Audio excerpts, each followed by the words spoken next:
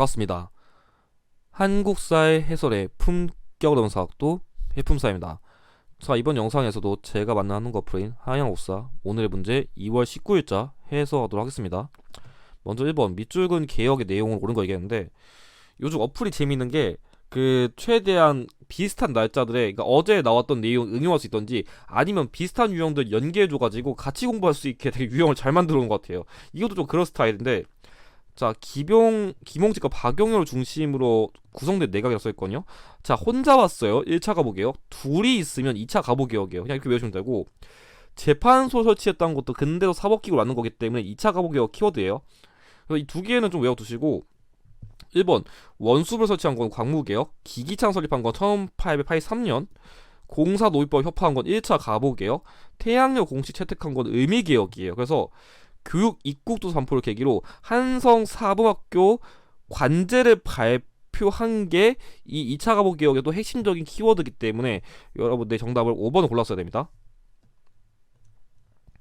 자, 2번 다음 자 나타난 상황 이후 사실 옳은 것. 자, 이 문제 진짜 어려운 문제인 거 맞는데, 자, 이게 뭐가 어렵냐면은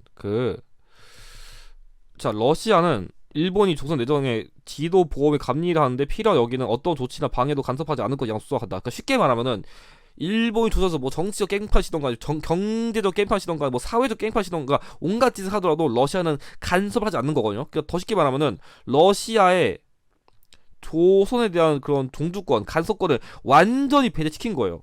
그걸 규정한 조약은 포츠머스 조약이거든요.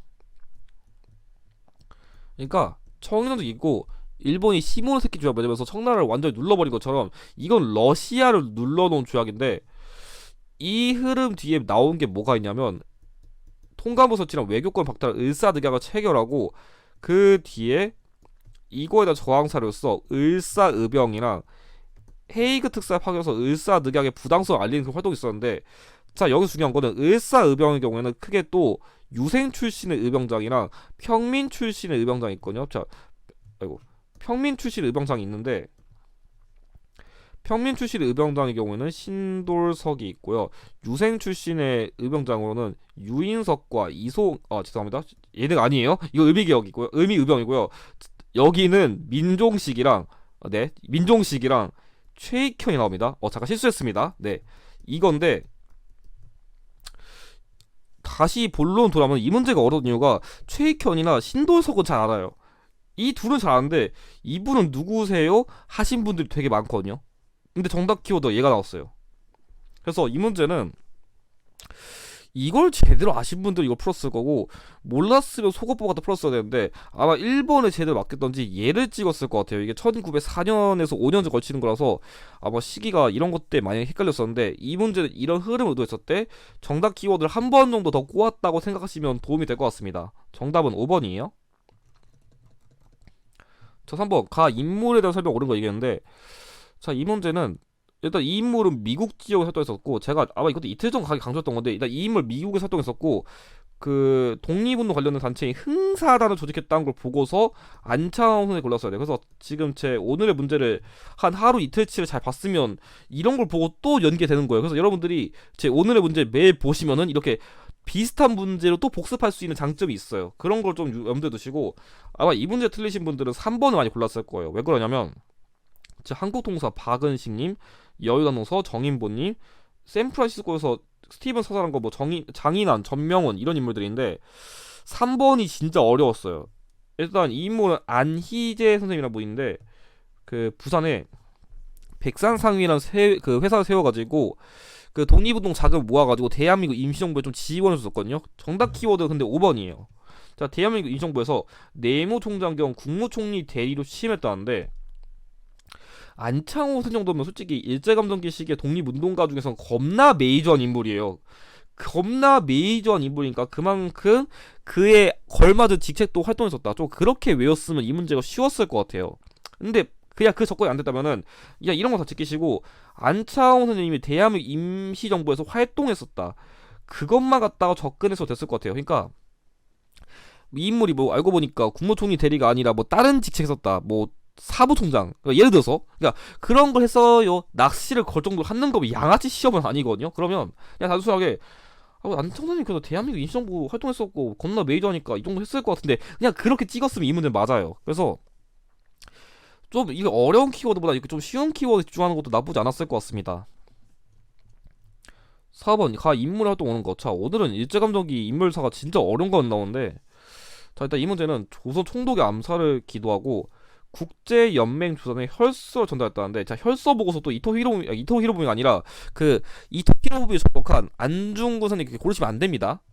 근데 이 문제에서 포인트는 만주국 주재 일본 대사 암살 계획이 있다는데, 만주국은 만주사를 일으킨 일제가 1932년에 만주 지역에 세운 일종의 괴뢰국이거든요. 그럼 이 인물은 1932년까지 활동한 인물이에요. 결론부터 말하면 이 인물은 남자현 선생님인데, 이 문제가 좀 어렵던 이유가 뭐냐면 지금 딱 봐도 의열 활동을 한 인물인데 키워드가 조금 그거랑 관련이 없는 게 나와가지고 아마 답을 고르는 게 많이 어려웠을 거예요. 그러니까 찍고 싶으면 그다음 얘를 찍고 싶은데, 자, 나석주 선생님은 이거 하신다 바로 돌아오셨고, 이완용 습격한 이재명님도 이때까지 안 살았어요. 근데 5번의 경우에는 강주룡님은 노동운동 한 사람이니까 애초에 관련이 없고요. 제가 그나마 이 문제 풀었다면은, 자, 만주국 이런 걸 보고서 만주 지역은 그나마 간도 지역과 좀 가깝거든요. 그나마. 그래서 약간 지역이랑 연결된 키워드 보고서 간도 지역에서 좀 이렇게 활동도 했었으니까 그거랑 관련된 의료 활동도 주도했다. 약간 이런 식으로 문제를 찍었을 것 같습니다. 그래서 여성 독립운동가 유형조에선 가장 어려운 문제에 속하기 때문에 이런 문제는 그냥 새로운 인물 하나 배운다 하고 넘어가셔도 괜찮을 것 같습니다. 쉬운 문제는 아니었어요. 자, 오늘의 문제 마지막 5번. 밑줄근 제도를 마련한 왕의 제2기간이 있었던 사실로 옳은 걸겠는데, 자, 직전법의 폐단으로 이번에 새로운 제도를 마련했다는데, 수조권을 가진 관리가 농민에게 전세를 직접 거두어서 과다하게 수취하니까 관청에서 그의 생산량을 조사해서 전세를 거둔다. 그러니까 관청이 직접 조사해서 거둔 다음에 관청이 월급 받아야 될 관리에게 직접 지급하는 제도, 관수관급제예요. 그래서 관청이 거두어서 관리에게 지급한다. 약간 이런 맥락으로 여러분들이 관수관급제를 외워야 용어의 의미를 쉽게 이해할 수 있습니다. 조선 9대 성종 때 정책인데, 자, 현량과 시시한 건 11대 중종 때.